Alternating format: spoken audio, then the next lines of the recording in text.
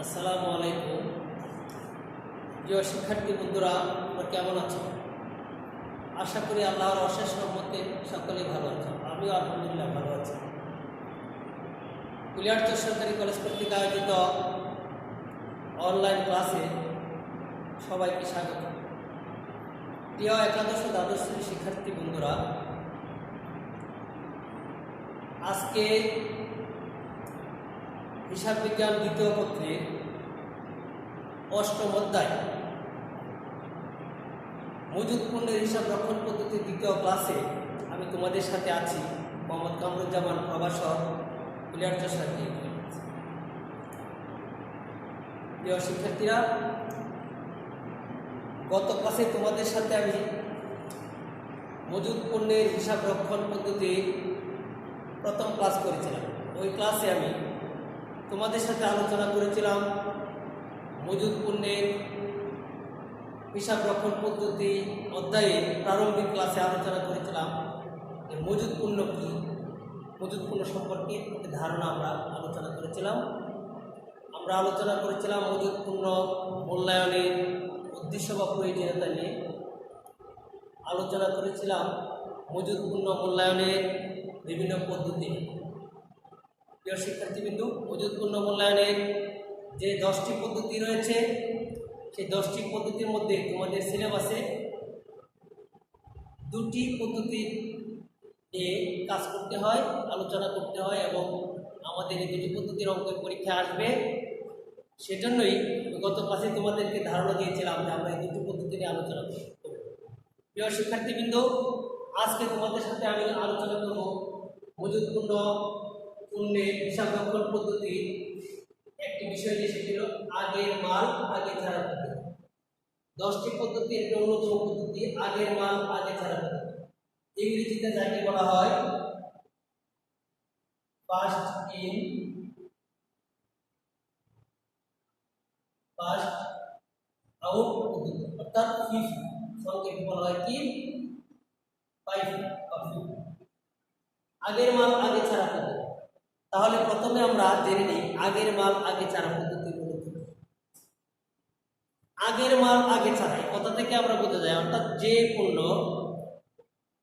আগে সংগ্রহ করা হয়েছে, ক্রয় করা হয়েছে, এই পণ্যকে আমরা বিক্রয়ের সময় অথবা উৎপাদনের সময় আগে ইস্যু করব।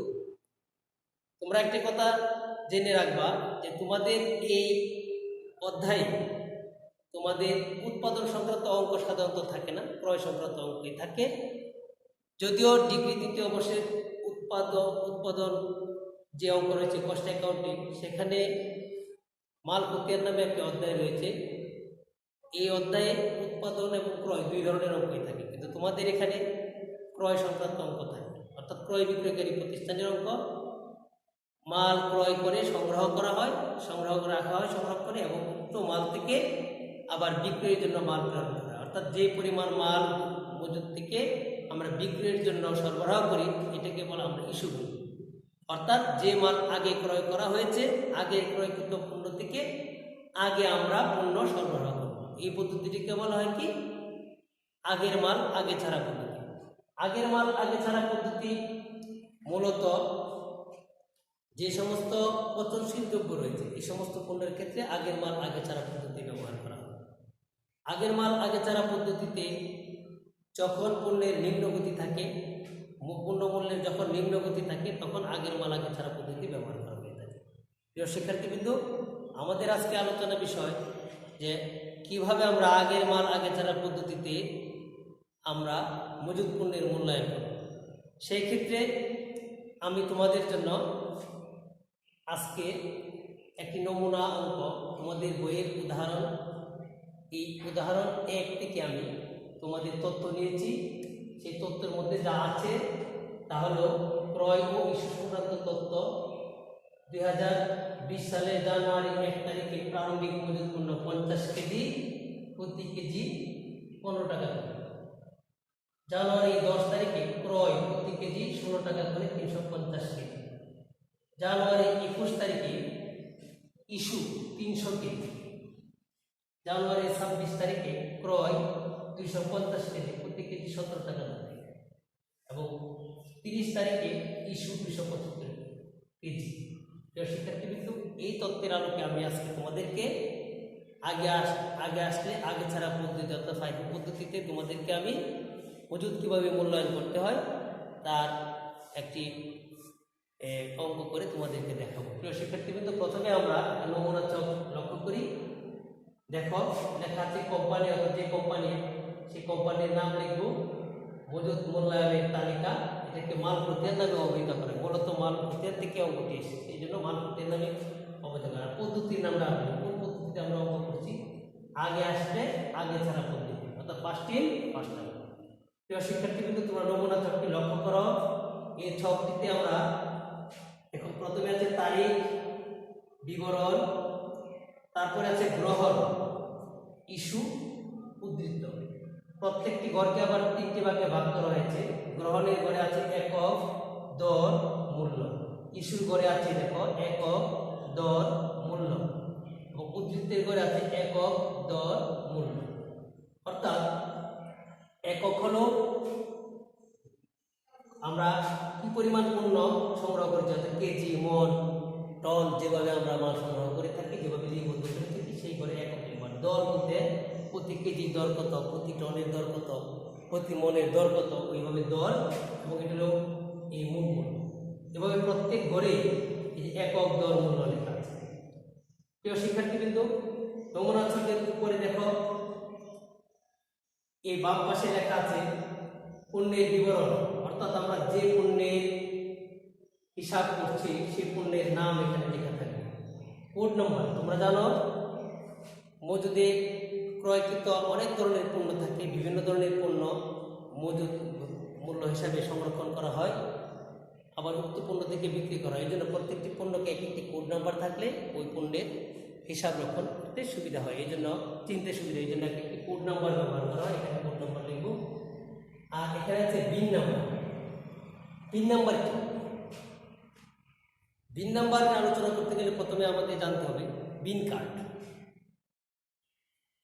বিন কার্ড হলো স্টোর কিপার অর্থাৎ হিসাব রক্ষক, মানে মজুদ পণ্যের যিনি হিসাব রাখেন, গুদাম রক্ষক, মজুদে সংরক্ষিত মালের গ্রহণ,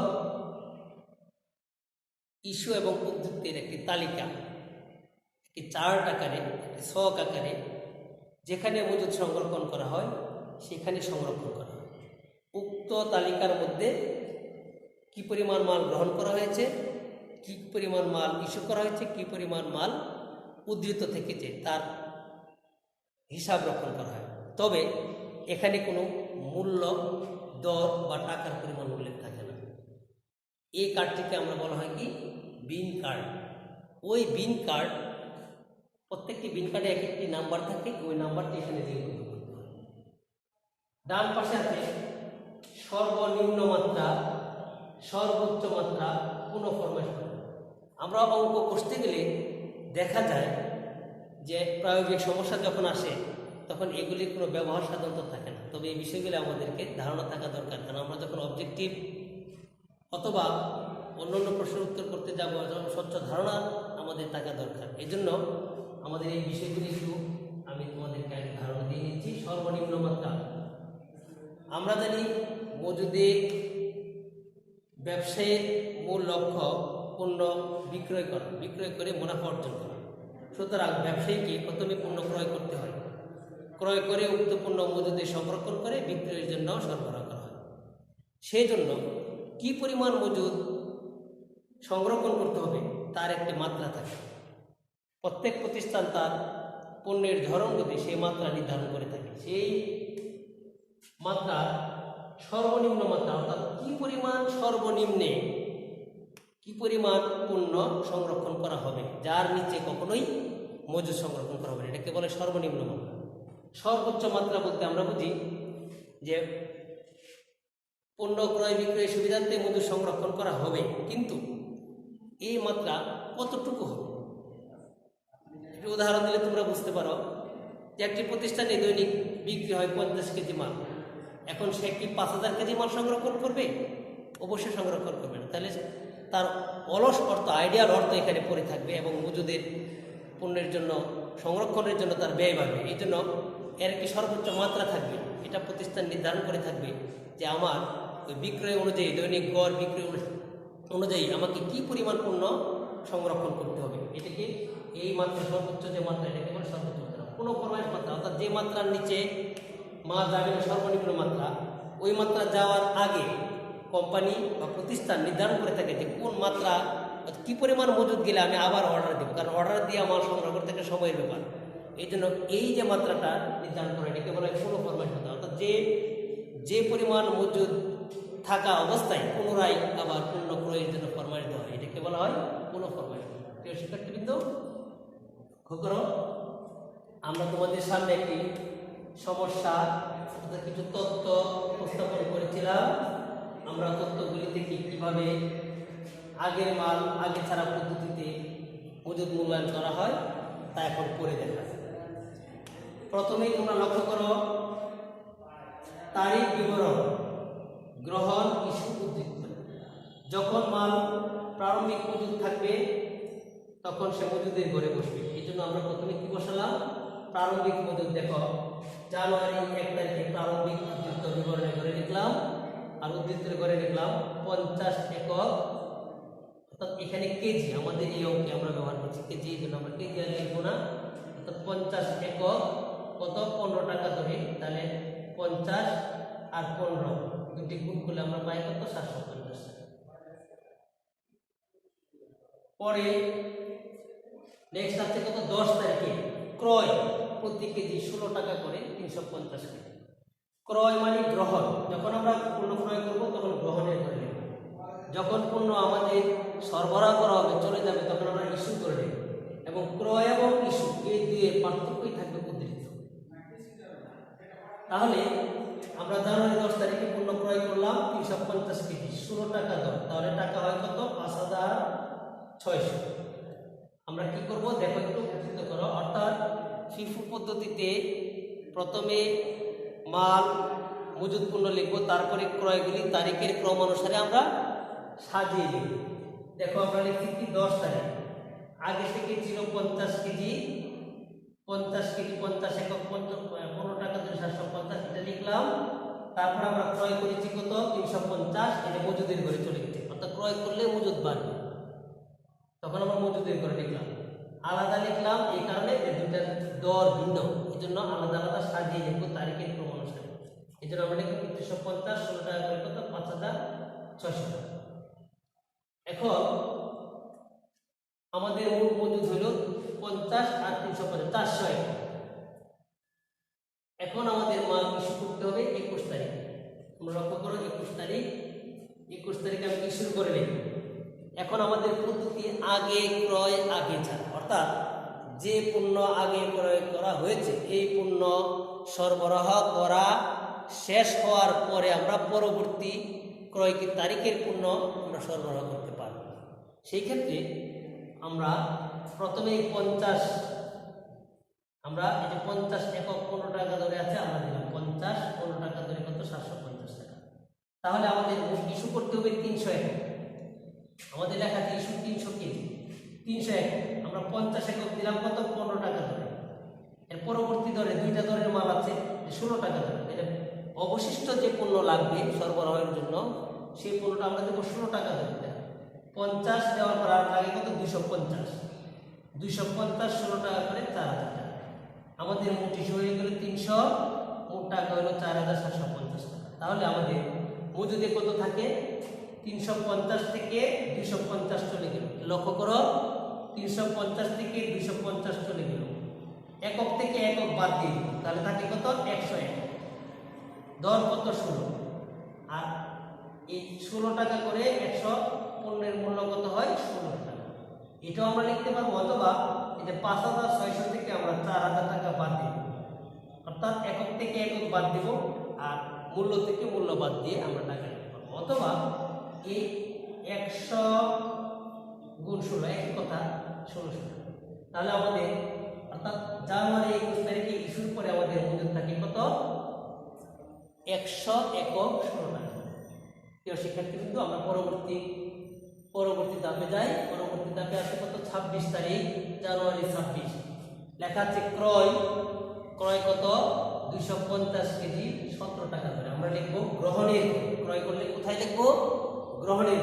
গ্রহণের করে লিখবো জানুয়ারি 26 ক্রয় 250 এককের গড়ে, দরের গড়ে 17 টাকা। তাহলে মূল্য আসতেছে কত? 4250 টাকা। এখন আমরা উদ্ধৃতির ঘরে চলে যাব। আগে থেকে ছিল, পূর্বে থেকে ছিল 100 একক 16 টাকা করে 1600 টাকা, আর নতুন করে ক্রয় করা হয়েছে 250 একক 17 টাকা করে 4250 টাকা। আজকে আমাদের 26 তারিখে ক্রয় করার পর আমাদের মজুদের পরিমাণ দাঁড়ায় 350 একক। দুইটা দরের মূল্য 100 একক 16 টাকা আর 250 17 টাকা। এবার 30 তারিখ সর্বশেষ ইস্যু বলা আছে 275 কেজি। 275 কেজি ইস্যু আমরা লিখলাম। আমাদের ইস্যু করার সময় আমার দেখতে হবে আগের তারিখে আমার মজুদের অবস্থা কি। মজুদের অবস্থা ছিল কি? লক্ষ্য করো, 100 একক 16 টাকা ধরে আর 250 একক 17। তাহলে আমরা ফিফো পদ্ধতি অনুযায়ী আমাদেরকে যেটা করতে হবে তাহলে এই যে আগের ক্রয়কৃত পণ্য, তাহলে আগের ক্রয় কত? 100 একক। 100 একক আগে আমরা 100 একক 16 টাকা ধরে 1600 টাকা। আর আমাকে দিতে হবে মোট 275। তাহলে আমার আর প্রয়োজন 175। এই 175 আমাদেরকে দিতে হবে কি? 17 টাকা ধরে। আমরা দিলাম 17 টাকা ধরে 2975 টাকা। তাহলে আমার মোট ইস্যু হলো 275, মোট টাকা 4575 টাকা। এখন আমাদের মজুদের পরিমাণ কত? 250। 100 তো আগে চলে গেছে আর 250 থেকে গেছে 175, থাকে কত? 75। আমরা জানি একক থেকে একক বাদ দিয়ে দেব, তাহলে থাকে 75। আর কোন ধরনের মধ্যে থাকে? আমরা জানি যে আগের মাল আগে ছাড়া পদ্ধতিতে আগে ক্রয় আগে চলে যাবে এবং শেষের মাল মজুদ হিসাবে থাকবে। আমার সর্বশেষ ক্রয় করা হয়েছিল 17 টাকা কেজি দরে। এই 17 টাকা কেজি দরের মাল আমাদের হাতে হয়ে গেল কত? 75 কেজি 17 টাকা ধরে 1275 টাকা। তাহলে মজুদ পণ্যের মূল্য দাঁড়িয়েছে কত? 75 কেজি 17 টাকা ধরে 1275 টাকা। প্রিয় শিক্ষার্থীবৃন্দ, আমরা আগে আসলে আগে ক্রয় আগে ছাড়া পদ্ধতিতে মজুদ মূল্যায়ন করে দেখালাম। এটি একটি পূর্ণাঙ্গ অঙ্ক। তোমরা জানো বর্তমান সৃজনশীল পদ্ধতিতে চাহিদা অনুযায়ী প্রশ্নের উত্তর দিতে হয়। অর্থাৎ এক্ষেত্রে বলতে পারে, কোনো অঙ্কে বলতে পারে যে মোট গ্রহণের পরিমাণ কত, তাহলে আমরা গ্রহণের গড় যোগ করলে পাবো গ্রহণ তালিকা করে। তারপর ইস্যু, যে ইস্যু বা বিক্রিত পণ্যের ইস্যুকে আমরা বলতে পারি বিক্রিত পণ্যের ব্যয়, যে বিক্রিত পণ্যের ব্যয় কত, তাহলে আমরা এই যে ইস্যুর করে যোগফল যদি আমরা আমরা যোগ করি তাহলে আমরা পেয়ে যাব যে বিক্রিত পণ্যের ব্যয় অথবা ইস্যুকৃত পণ্যের ব্যয় কত। আর মজুদে উদ্ধৃত করে সর্বশেষ যে ফিগারটি থাকবে, অর্থাৎ যেমন এ অঙ্কে 75 কেজি 17 টাকা ধরে 1275 টাকা। আমরা যখন এই পূর্ণাঙ্গ চার্ট অনুযায়ী, অর্থাৎ মাল খতিয়ানও বলা হয় এটাকে, কোনো কোনো বইয়ে মাল খতিয়ান নামে অভিহিত করে, আর কোনো কোনো পদ্ধতিতে যেহেতু সরাসরি মাল খতিয়ান নয় এই জন্য মাল খতিয়ান বলে না। যাই হোক, আমরা যদি পূর্ণাঙ্গ চিত্র পারি তাহলে আমরা সৃজনশীল পদ্ধতিতে আনসার করতে পারব।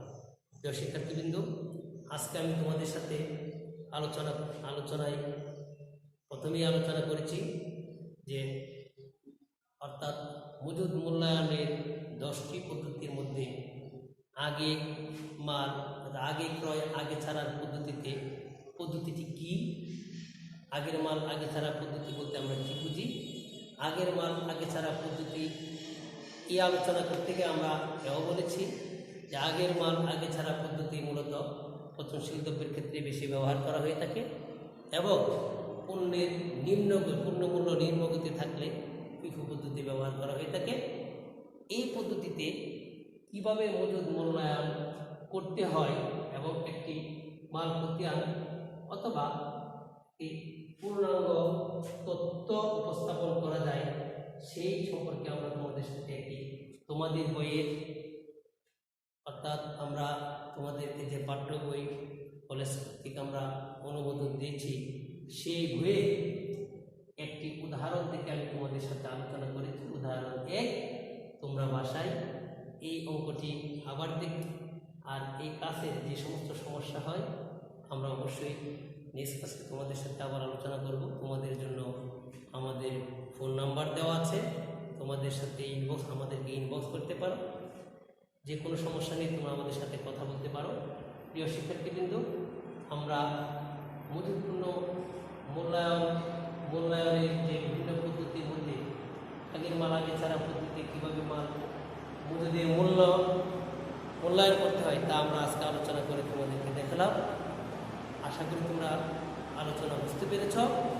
আমরা পরবর্তী ক্লাসে তোমাদের সাথে আলোচনা করব ভারযুক্ত গড় পদ্ধতি। ভারযুক্ত গড় পদ্ধতিতে কী এবং ভারযুক্ত গড় পদ্ধতিতে কীভাবে মজুদের মূল্যায়ন করতে হয়। আমি আগে বলেছিলাম তোমাদের সাথে এই অধ্যায় থেকে আমরা 6টি ক্লাস নেব। এর মধ্যে আজকে তৃতীয় ক্লাস। তৃতীয় ক্লাসে আমরা ভারযুক্ত গড় পদ্ধতিতে কীভাবে মূল্যায়ন করতে আলোচনা করব এবং নেক্সট যে 3টি ক্লাস থাকবে সেই 3টি ক্লাসে আমরা বিভিন্ন পরীক্ষায় আসা বিভিন্ন সৃজনশীল প্রশ্ন আনসার আমরা কীভাবে করব সেগুলো আমরা করে দেব। সেই পর্যন্ত তোমরা সকলে ভালো থাকবে, তোমরা নিরাপদে থাকবে, স্বাস্থ্যবিধি মেনে চলবে এবং পড়াশোনায় তোমরা ব্যস্ত থাকবে এই আশাবাদ ব্যক্ত করে আমি আজকের মতো বিদায় নিচ্ছি। পরবর্তী ক্লাসে আমন্ত্রণ জানিয়ে